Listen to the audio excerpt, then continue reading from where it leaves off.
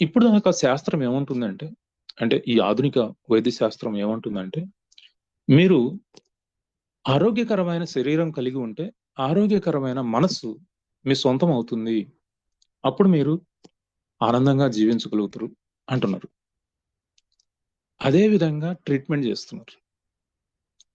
అదే విధంగా అదే పద్ధతిలో మనకు ఈ సర్జరీలు గాని, మెడిసిన్ గాని చేస్తూ ఉన్నారు.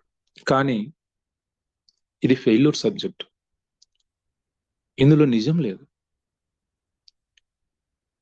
శరీరం ఆనందంగా ఉండాలంటే ముందు మైండ్ ఆనందంగా ఉండాలి. మైండ్ హెల్తీగా ఉండాలి. మైండ్‌లో పాజిటివ్‌నెస్ ఉండాలి. మైండ్ ఎప్పుడైతే హెల్తీగా, పాజిటివ్‌గా, ఆనందంగా ఉంటుందో, శరీరాన్ని అది సక్రమంగా నియంత్రించగలుగుతుంది. సక్రమంగా గైడ్ చేయగలుగుతుంది.